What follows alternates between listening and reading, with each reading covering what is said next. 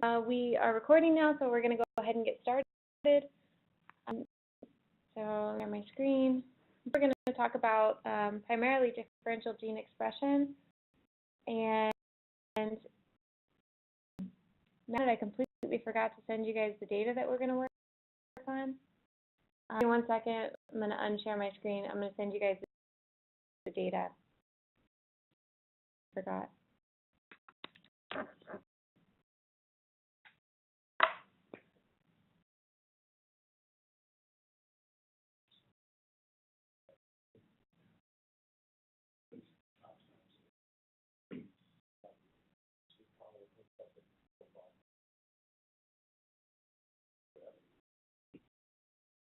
Too bad. I like Obama. Man, I miss him.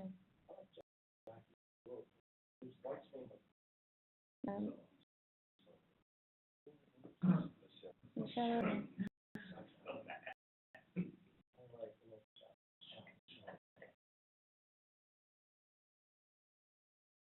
I like her too. Names are unimportant. Jonathan's having tea with the Queen today. I don't know that.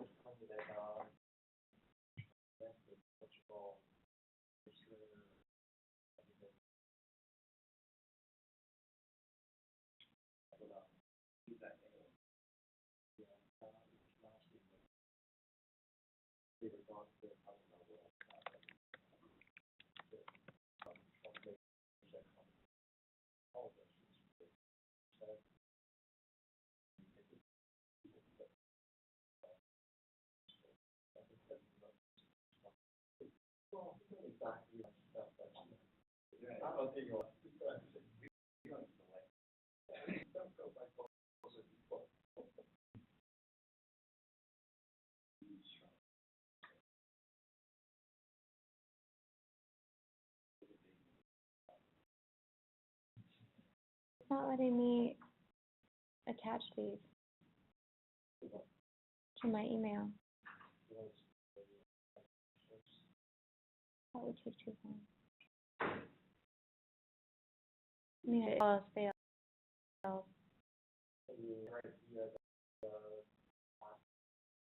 The WebEx.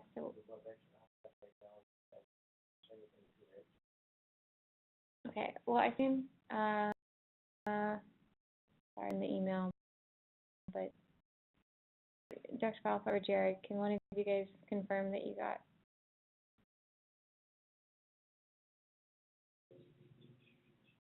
Files.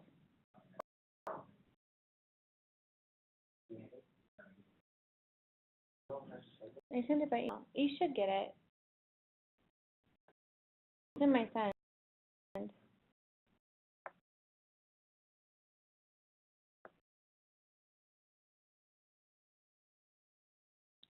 Okay, I got the email with the data, so hopefully soon. Got people here to make sure they got it.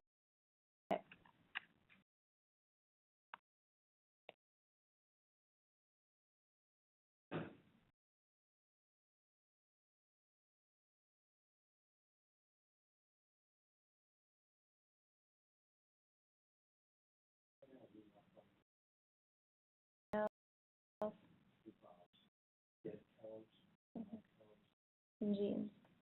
Okay. Did you get? Okay. Okay. I should have that. So now we're gonna go ahead and get started. I'm gonna start sharing my screen. The files that I sent you should be called alive counts. One is called dead counts, and the other one is called genes. And what this is a certain type of cancer. I can't remember exactly what type of cancer. Let me go ahead and open. Well, open one of them to see what this.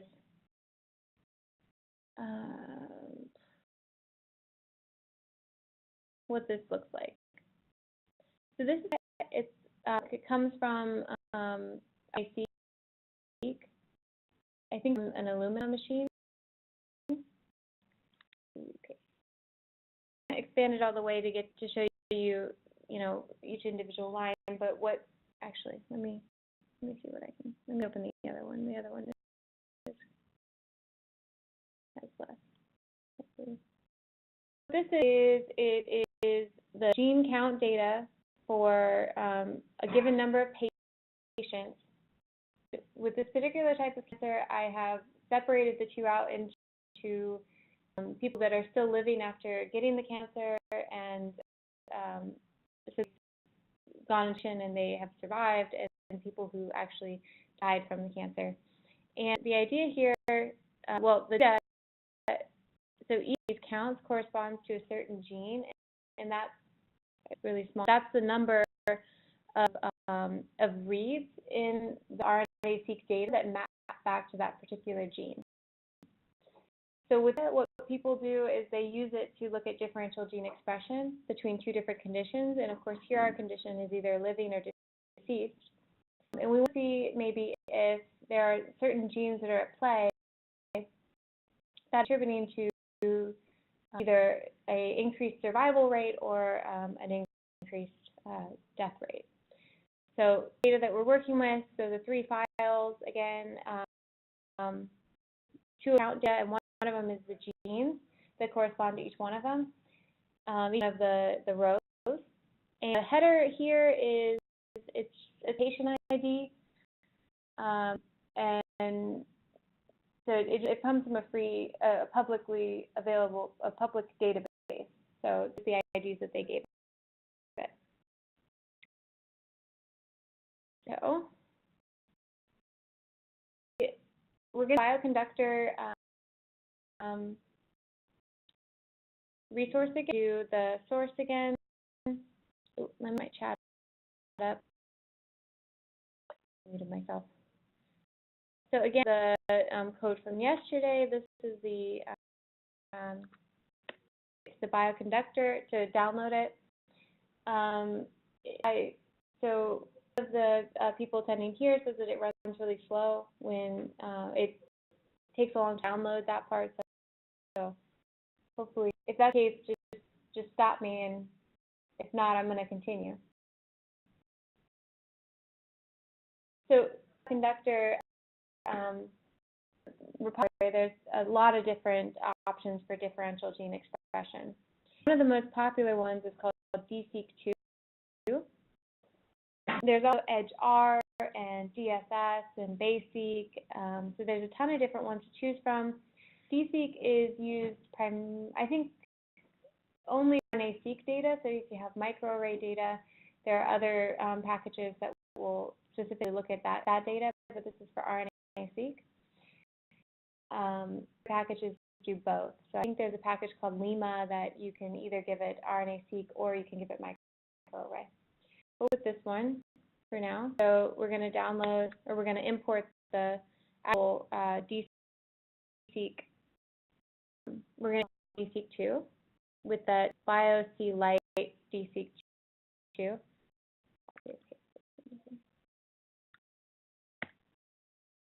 And I'm going to library command to import it into our workspace. So now we can use all the functions associated with it.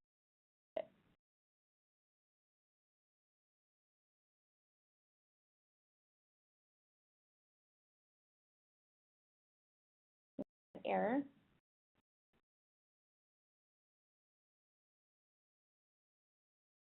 Field. Well, might do this thing and see if I have secured here.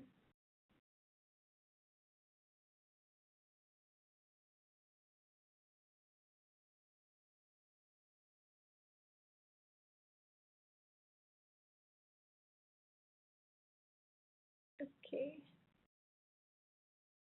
Well, we'll see. This line may not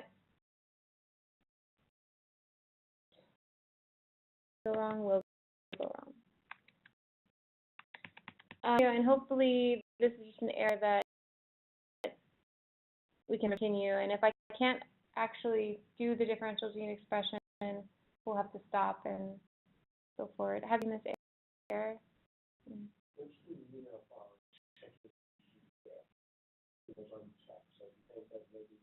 I did check, so, but then I still get this error.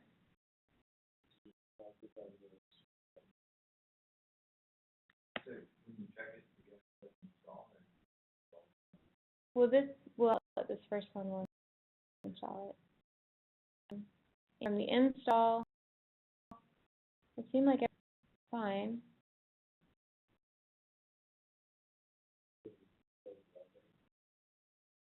It downloaded and it installed it.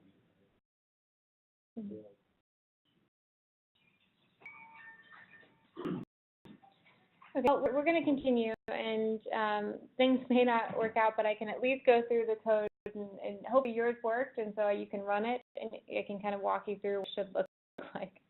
All right. We're going to read our data.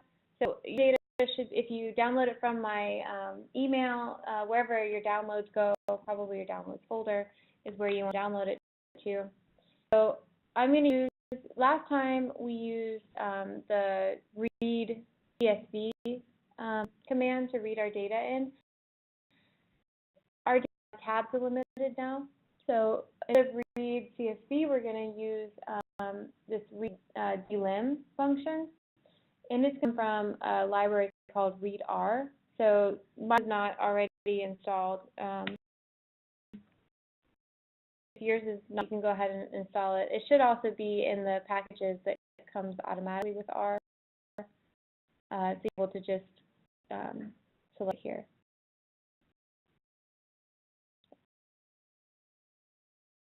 So the path to your data.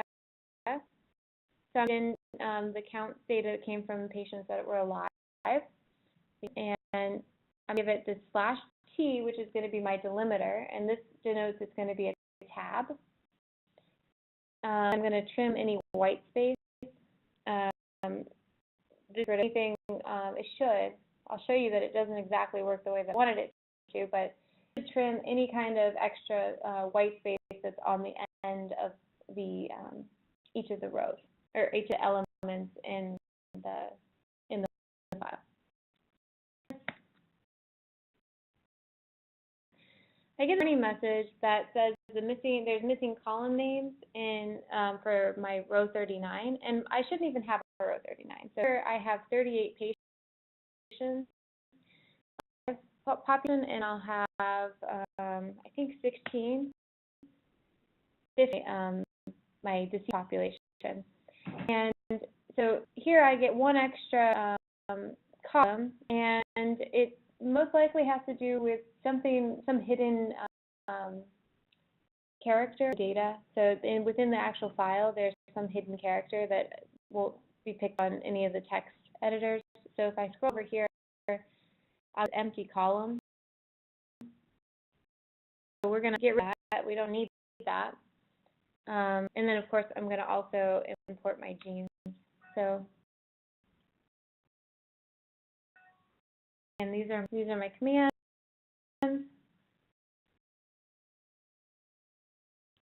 This is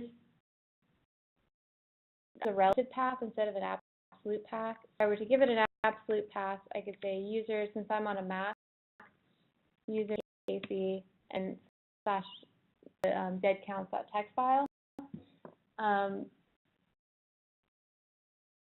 Until basically it tells it that it's in my UKC file.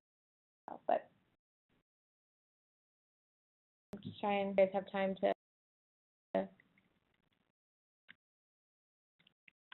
copy these. To you, and we kind of got a again here when we see the warning message is that we have this weird column empty at the end here. So that error, or you get a ton of errors, and you don't exactly know which columns. You maybe have some columns that contain NAs, and you want to eliminate those. So you can use this isNA function that we looked at a couple days ago, and we can, for instance, just our live count, and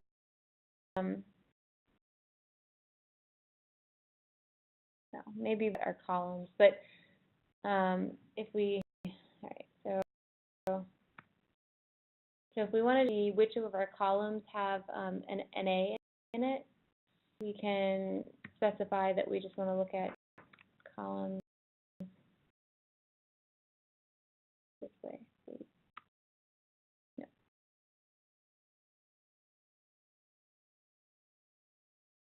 I guess.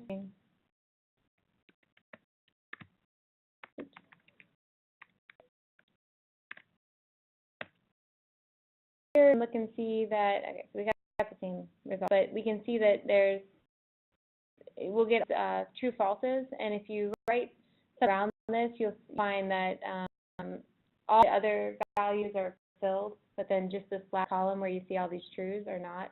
So that gives us an indication of what we already knew, that the last column is good, it's completely empty. So we can use this negative indexing that first day.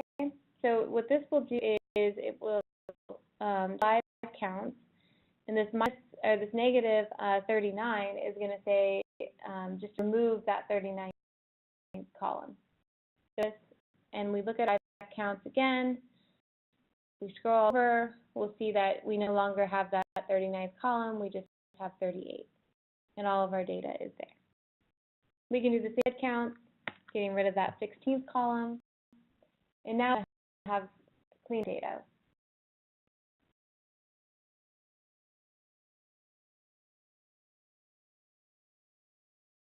Okay.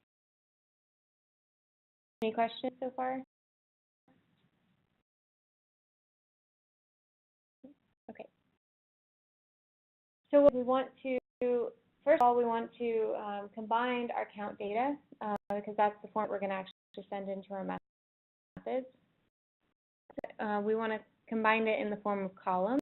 So we count in our dead counts and the cbind to combine them. So if we run this, now we count data. Okay. Make this bigger.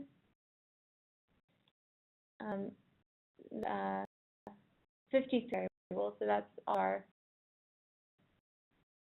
book dead counts combined. Our dimensionality here, we have 60,000 genes. This is human data, and what these are, so they're all of the genes, the coding genes, but they're also non-coding genes and pseudogenes.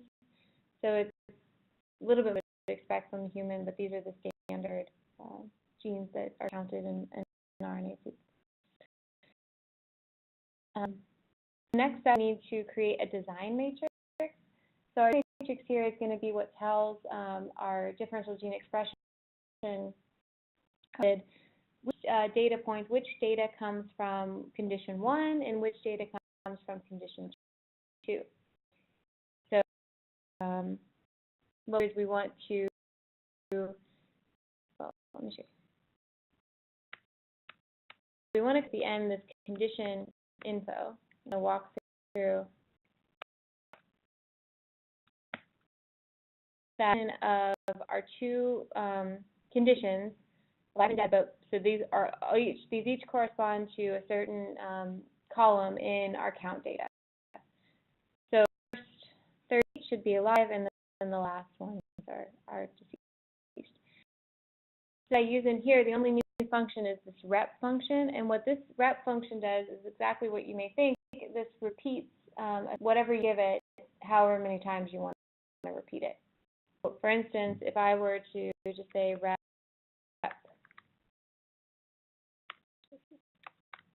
10 3 times, then it's 3 10s. So you can do this with any data type. You can, well, we have text, and you can as much as you want to. You can also, I think, give it 2.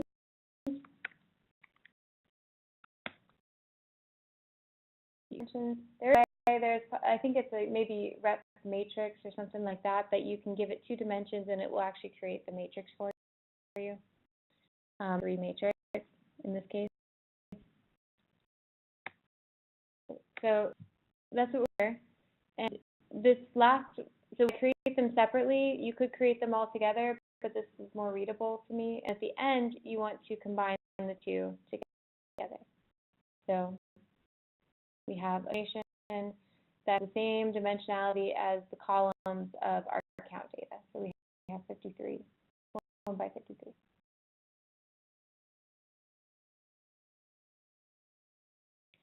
Another practice in differential gene expression is that you want to remove, so we have a data, but some, let me show you.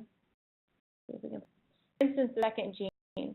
Notice 0, 0, 8, 5, 7. There's usually a threshold, and in general, people usually go with 5, that if for one gene, collectively, it never gets over 5 copies, 5 in the count, they eliminate it, because that's usually a gene that it's not expressed enough to be anything important. It could be a completely irrelevant gene for the tissue that you're working with, but in general, this is a standard data step, processing step. And you can if you increase that number, you're going to get less genes you work with. If you decrease it, then you're going to get more. I'm not exactly how many we're going to get here, but so this is the general flow. So if you're on maybe the second day, we talked about sapply, which was a simple version of apply. I'll show you the actual apply function as well. So sapply, if you remember, we had sapply that we could in some data frame or vector function would, for columns in that data, would apply this this function. So this was based on columns. So what apply gives you the functionality of doing, lets you tell it which dimension you want to apply it on. So you can now apply it to columns, or you can apply it to rows. And as I showed you data, we want to look for each row and see if any row collectively has a max count that's less than 5. So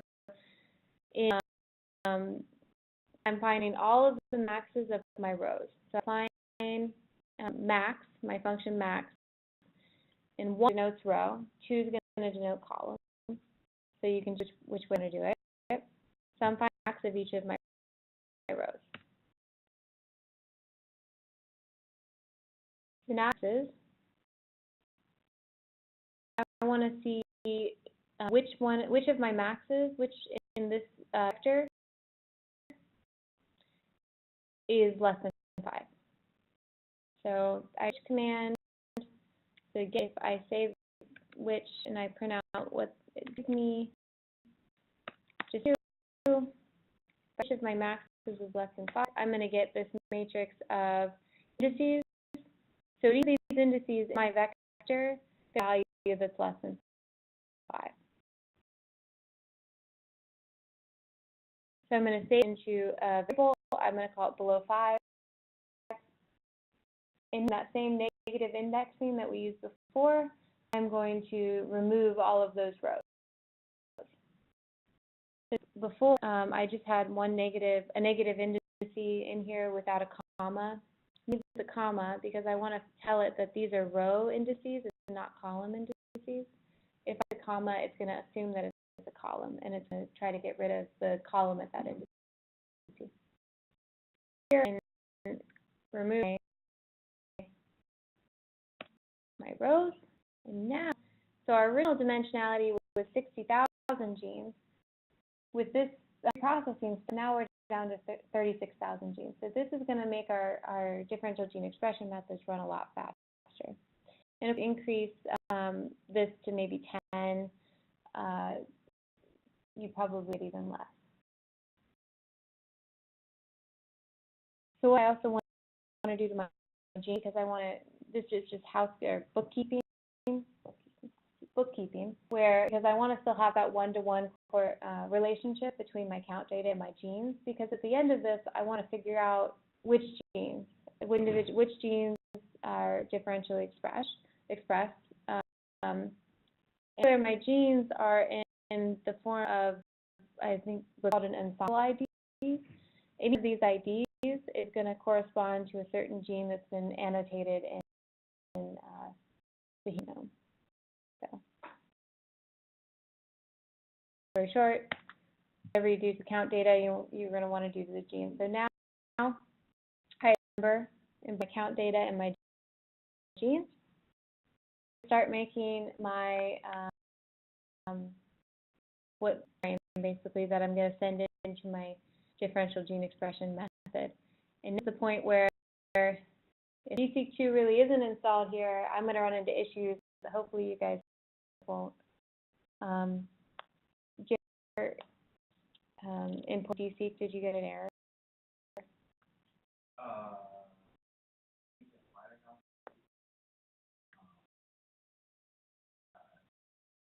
Okay, well, if not, I think I have these results for a particular data set saved somewhere, so I can pull it up and we can just walk through what the results are. All right, I want to create a data frame because see this next function, this is specifically from the DSeq library, and this is going to let me create what's called a DSeq data set, another object that's specifically used for DSeq metrics. And so we'll create the data frame to act as our matrix. So actually, the data is going to act as our column data, and I'll show you what our column data is. Data frame, we're going to use the data.frame function. We need to tell it a condition. So our condition is what we had made earlier in the variable that I called condition info. And then also gave it the row names. So I want each of my row names to be the column names of my count data. And column names of my count data are my patients. And so I just want a relation between in my my column, it's basically keeping my patient data straight. Patients as my row names, and I have their condition. The data frame that I'm creating, and I can print it out. And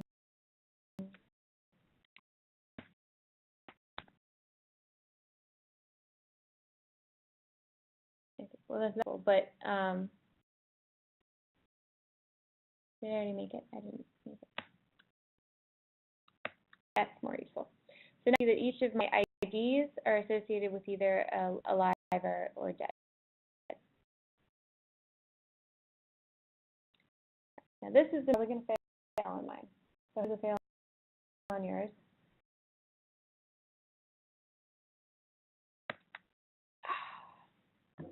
All right.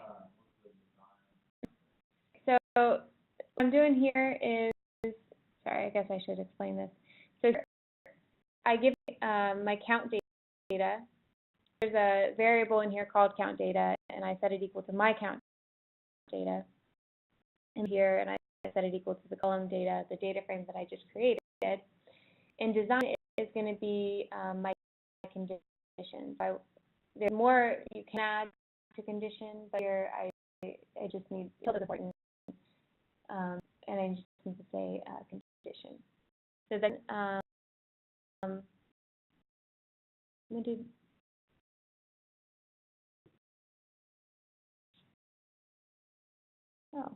did we choose condition? Okay.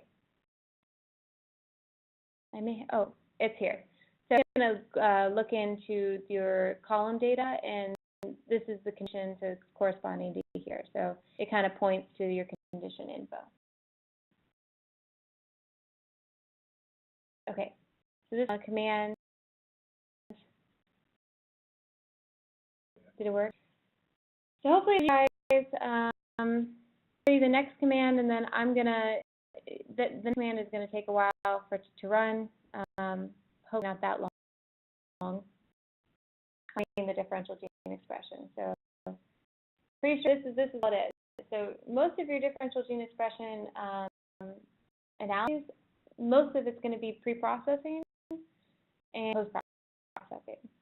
Running the algorithm is not too difficult. From that, hopefully it's working for you guys. And go ahead and pull up my pre-calculated results. And then I'll run through what each one.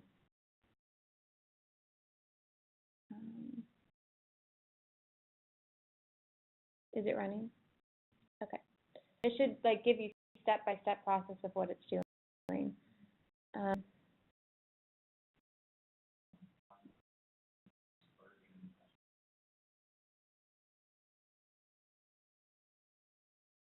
can't find mine now.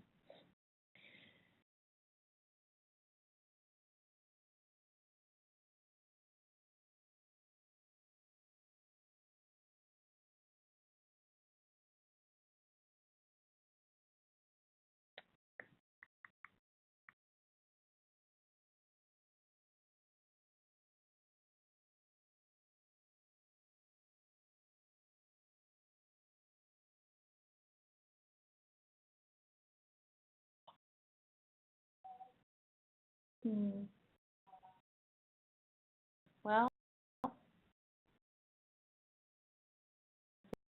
saved. I'm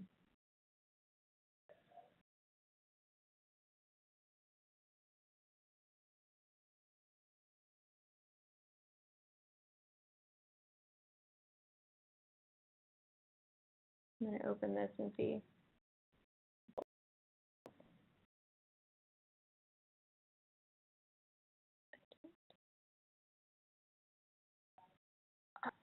Okay, for sure. I'm not sure what to do at this point. Did it? Okay. Mind sending me your R? Yeah. Okay. All right, let's do that. All right. We're going to search. No. Take it on that. We just have to.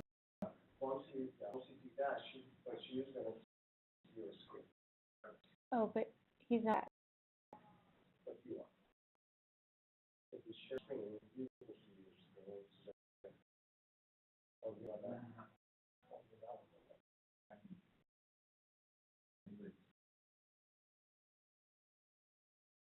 Okay. Technical difficulties seem to always happen in a. But have you been following along? Did your DeepSeek, is it executing? Is it working?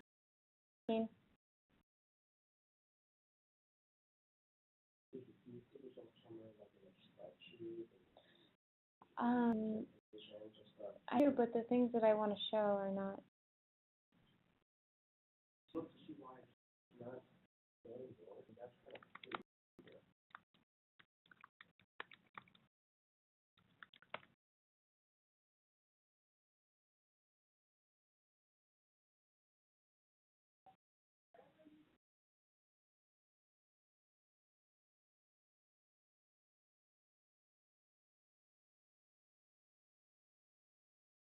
If you want, maybe you can just save your environment and just send it to me. You can save your R data and you can just send it to me.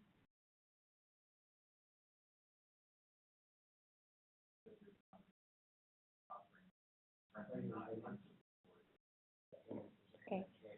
Send me your R data.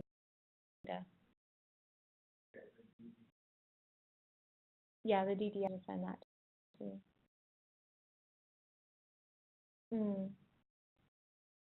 No, that's not going to work because the next functions are deep related.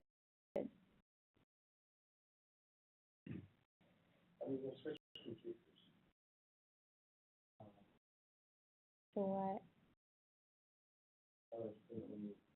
Yeah, I know.